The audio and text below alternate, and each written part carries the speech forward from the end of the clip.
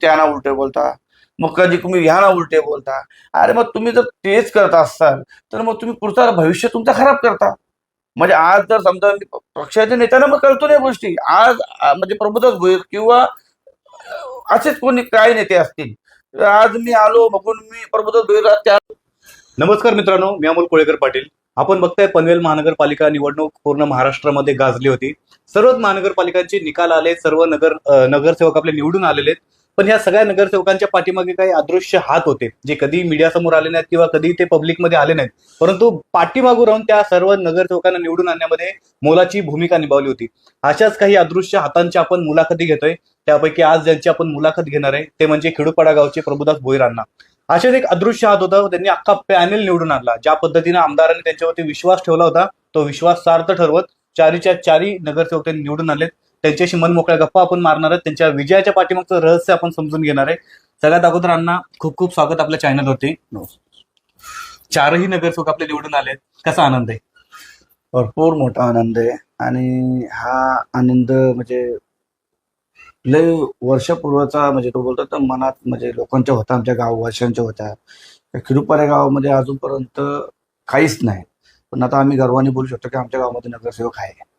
तो फक्त भारतीय जनता पार्टीने दिला, लोकनेते सन्माननीय रामशेठ ठाकूर साहेबांनी दिला, प्रशांत दादांनी दिला आणि प्रसिद्धांनी दिला. कारण की त्यांचे आभार मानले तेवढे कमी आहेत. कारण की एखाद्या साधारण गावामध्ये एक नगरसेवकाचा विश्वास टाकून तो पार आम्ही केला. पण त्याही जो विश्वास टाकला मगून आम्ही पार करू शकलो. विश्वास नसला तर आम्ही हा लढाई लढलो नसतो. मग त्यांचा सर्वात पहिले भारतीय जनता पार्टीचे आणि म्हणजे पूर्ण ठाकूर फॅमिलीचे आम्ही मनापासून आभार मानतो. नक्कीच अण्णा, आपण बघत असाल नगरसेवकांवरती तर त्यांनी विश्वास ठेवलाच होता, पण तुमच्यावरती देखील अख्खं हे पॅनल निवडून आणण्याची जबाबदारी दिली होती. बघा, त्यांना जो कार्यकर्ता वाटला त्यांच्यावरती जबाबदारी टाकतात. आता एक प्रभुदास भोईर म्हणूनच बोलता येणार नाही, कारण की त्याच्यामध्ये माझ्या पाठीशी होते, आमचे सुरेश भोईर होते. हे पण गंभीरपणामध्ये माझ्या पाठीशी तसाच उभा राहिला जसा मी काम करत होतो. डबल तिकडे नवीन पनवेलला संतोष शेट्टी होते, डबल पनवेलला मारुती चिखलेकर होते, सॉरी मारुती चिखलेकर होते, हे होते आपले वलवली संतोष चौधरी होते. वलवलचे भरपूर कार्यकर्ते होते आणि टेंभूरचेही भरपूर कार्यकर्ते होते. म्हणजे आता झालं कलंबोलीचे कार्यकर्ते झाले, नवीन पनवेलचे कार्यकर्ते झाले, असे मिळून सर्व आसोडगावचे कार्यकर्ते झाले, ग्रामस्थ झाले. म्हणजे कुठेच कोणी कमी पडला नाही. आणि ते विश्वास जो साहेबांनी टाकला बघून आम्ही काम करू शकलो. बरोबर अण्णा, हे यश कोणाला देताय तुम्ही? हा यश मतदारांना देतो मी, कारण की मतदार हे आमच्या शब्दाला म्हणजे काहीतरी मान दिला आणि मतं भरपूर टाकली. आम्ही काय लोक बोलत होती टप आहे, हे आहे, ते टप असणारा माणूस 2000-3000 टप म्हणजे कोणाची होती? शशिकांत शिर्केची होती आणि प्रकाश म्हात्रेची होती. मग प्रकाश म्हात्रे हा मोठा निवडून आलेला माणूस, मोठा म्हणजे एक जिल्हा अध्यक्ष आहे, हे आहे. मग ती टप होती असं बोललं जात होता. एखादी अशी काही लोक अशी बोलत होती का बाबा तो निवडून येणार नाही शशिकांत शिर्के. मग शशिकांत शिर्के निवडून येणार नसता तर मग 2000 आणि 2500 मता निवडून कसा आला असता? ठीक आहे, वादा नाही, बोलणार बोलतोय. पण आम्ही आमचा संघर्ष करून आम्ही आमचा भारतीय पार्टीचा झेंडा काढला आणि तो विजय झाला आमचा. नक्की झालं. पण आता आपले सगळं चारही नगरसेवक निवडून आलेत, पण ह्या पूर्ण निवडणुकाच्या काळामध्ये असं कधी वाटत होतं ही सीट जाईल, ती सीट जाईल, किंवा असं फुल कॉन्फिडन्स होता? नाही, माझं पहिले मी तुम्हाला मुलाखत दिलेली, पहिलाही तुम्ही माझा कॉन्फिडन्स बघितलेला आहे. आम्हाला कुठेच वाटत नव्हता त्या पद्धतीने आम्हाला काम. आम्हाला माहिती आहे ना आमच्या पाठीशी कोण आहे. एक एक असा नेता पाहिजे, एक एक बारीक गोष्ट आपली ऐकतोय, बारीक गोष्ट ऐकून आपल्या पाठीशी खंबीर उभा राहत होते की इथे हा कार्यकर्ता कमी पडतोय, इथे हा माणूस कमी पडतो. ती प्रत्येक टायमाला जाऊन साहेबांनी त्या गोष्टीची सुधारणा केलेली आहे. ते म्हणजे सन्माननीय लोकनेते रामशेठ ठाकूर साहेब, आमचे सर्वांचे लाडके आमदार प्रशांत दादा, या आम्ही सांगितलेल्या गोष्टीचा पाठपुरावा केला म्हणून आज आमचा विजय झाला. मग या गोष्टी सर्व श्रेय मी त्यांना पण देतो. नक्कीच अण्णा, मला ही गोष्ट तुमच्याकडनं ऐकून घ्यायची. ज्या वेळेला तुमच्यावरती ही जबाबदारी पडली की तुम्हाला समजले की आता मला ही चारही नगरसेवक निवडून आणायचेच आहेत, त्यावेळेला धडधड होती? धडधड ही अशी होती, का होती धडधड? कारण की ही जिम्मेदारी मला कधीच भेटली नाही. राजकारणामध्ये मी लय लवकरपासून होतो, काम मी लय केलंय, पण अशी जिम्मेदारी माझ्यावर कधी टाकली होती? मग माझं मन म्हणजे असं होता, लोक बोलत होती, पण मला माहिती माझं मन आत्मविश्वास मध्ये पूर्ण होता. ज्या पद्धतीने मी काम करतो समाजामध्ये, समाजापासून मी आता काम करत नाही, मी लय काम करतो. आता जर समजा तुम्हाला मी दिसतोय का बाबा अण्णा कुठेतरी पक्षाचं काम करतोय, कुठे लोकांमध्ये उतरतोय, पण याच्या आधी पण मी तुम्हाला सांगतोय गावामध्ये चारही बाजूचे मी अजूनपर्यंत निवडून आलो म्हणून बोलतोय. निवडून यायच्या आधी खोटे आश्वासन, खोटं बोलणं, काय दाखवणं हे मी कधीच दाखवलं नाही. पण मी आज तुम्हाला साक्षीने दाखवतोय. गावामध्ये आमच्या चारही बाजूनी रस्ते नव्हते, चिखलाने सर्व लोकांना चालायला. आज आमची जी शाळेमध्ये ती शाळा आहे आमची पोरांची, अहो म्हणजे ते अक्षर ते टीचर लोक मला सांगून बोलायचे आमची शाळेची अवस्था बघा, आमची पोरं कशी आहेत ते बघा. मी मार्केट कमिटीशी लढून भांडणं करून त्यांना सांगितलं की तुम्ही आमच्या परिस्थिती बघा, आमच्या गावाला तुम्ही तो कॉन्क्रीटर तुम्ही सगळ्याकडे बनवतात, म्हणजे तुम्ही तिकडे बनवता मग इकडे का बनवत नाही? अख्ख्या मार्केटच्या सौबताली आमचं गाव आहे, तुम्ही आमच्या गावाचा का विचार करत नाही? मग ती आम्ही मिटिंग घेऊन, आमचे ग्रामस्थ घेऊन, आमचे म्हणजे भाऊ म्हणजे सुरेश बेर घेऊन, निलेश असो, हे सर्वच म्हणजे गावाचे म्हणजे जे ग्रामस्थ जे आहेत ते लोक गाव जाऊन आज आम्ही चारही बाजूंची म्हणजे पूर्ण रोड कॉन्क्रीट केलं. त्यानंतर मग आमची लढाई चालू झाली शिल्कोशी. शिल्कोला हा रोड जो समोरचा आहे, हा रोडचा पण अशी म्हणजे तो बोलतात ना, म्हणजे आम्ही लहान असल्यापासून तो रोड कधी केला नव्हता. म्हणजे समजा तुम्ही 20-25 वर्षापासून तोही रोड असाच होता. म्हणजे बोलतात ना का तो नक्षेवरच गाव नाही. बरोबर. पण तसं मी भारतीय जनता पार्टीमध्ये गेल्यानंतर बोलतात ना म्हणजे विकासाचे जे आपण पक्ष पकडला तर खराच विकास दिसता झालाय. आणि आज मी म्हणजे त्याचाही पाठपुरावा करून पूर्ण हा रोड पण पूर्ण म्हणजे कॉन्क्रीट म्हणजे तो पण 10 कोटीचा काम आहे. बरोबर. 9-10 कोटीचा तो काम आहे. तोही काम काढला, इकडनंही काम करणार. तो काम फक्त आम्हीच काढले ग्रामपंचायत. याच्यामध्ये आम्ही कोणालाच श्रेय नाही देत. का नाही देत? कारण की तो आम्ही काढला. फक्त याच्यामध्ये फक्त डोक्यावर हात होता आमचा प्रशांत दादाचा. आणि ते केल्यानंतर आज एवढा आम्ही विकास केला तरी सुद्धा आम्ही आता नाही ना करून म्हणजे नाही बोलतात आता तिकडे तो नाही ना करून 15-10 कोटीचा म्हणजे 25 कोटीची काम फक्त रोडचीच केले. पण आम्ही इलेक्शन मध्ये निवडून यावं म्हणून आम्ही काही बोललो नव्हतो. आज मी इलेक्शन निवडून आल्यानंतर बोलतोय. का बोलतोय? कारण की ही कामं आम्ही केली आहेत ना. आता तर काही सांगायची गरजच नाही. कारण की आता आमचे सगळे नवीन नौके म्हणजे काही उमेदवार आहेत. बरोबर आहे, ते निवडून आले. पण निवडून आल्यानंतर आता आम्ही या गोष्टीची कामांची काळजी घेणार आहे. म्हणजे कसा तो वलवली गावामध्ये पोहोचेल उमेदवार, कसा तो आसोड गावामध्ये पोहोचेल, कसा तो खिडूपाडा गावामध्ये पोहोचेल, कसे ते कॉलनीवाशामध्ये तो पोहोचेल, त्याची पूर्ण जिम्मेदारी आम्ही घेणार आहे. आणि प्रत्येक वार्डमध्ये जी आमच्या हद्दीमध्ये वार्ड लागते त्याच्यामध्ये काळजीने आमचे उमेदवार काम करून आणि त्यांचा जी समस्या आहे ती आम्ही समजून घेऊन त्यांचा प्रश्न सॉल्व्ह करण्याची जिम्मेदारी आम्ही घेतली ती करणार आहोत. खरं तर मी तुम्हाला सांगतो, अण्णा यांचा मोठेपणा इतका मोठा आहे की प्रत्येक उमेदवार असून राजकीय नेते असतात ती आश्वासनं देतात की जर आम्ही निवडून आलो तर आम्ही असं करू तसं करू. पण मी तुम्हाला प्रभुदास अण्णा भोईरेंचं एक गोष्ट सांगतो, निवडणुकीच्या ह्या पूर्ण 15 दिवसामध्ये प्रचारामध्ये एकदाही कधीही या गावामध्ये जो काही त्यांनी रस्त्यांचा विकास केलाय, रस्ते बनवलेत, त्याचा एक चकार शब्द देखील काढला नाही. आम्ही पहिल्या दिवसापासून त्यांना बघत होतो. आणि आज सर्व नगरसेवक निवडून आलेले आणि चांगल्या फरकाने निवडून आलेत. त्याच्यानंतर त्यांनी आजच्या माझ्या मुलाखतीमध्ये त्या गावामध्ये त्यांनी जी कामं केलेत त्यासाठी त्यांनी किती संघर्ष करून ही कामं मिळवलेत आणि गावासाठी रस्ते बनवलेले. आज सगळे 90% रस्ते पूर्ण झाले त्यांच्या खिडूपाडा गावच्या आजूबाजूचे चारही बाजूचे रस्ते. खरं तर अण्णा हा तुमच्या मनाचा फार मोठेपण आहे की तुम्ही इतकं मोठं श्रेय देखील तुम्ही या निवडणुकीमध्ये घेतलं नाही. नाही काय असतं माहिती का बघा, म्हणजे श्रेय घेऊन आणि टीका टिप्पणी करून माणूस पुढे जात नाही.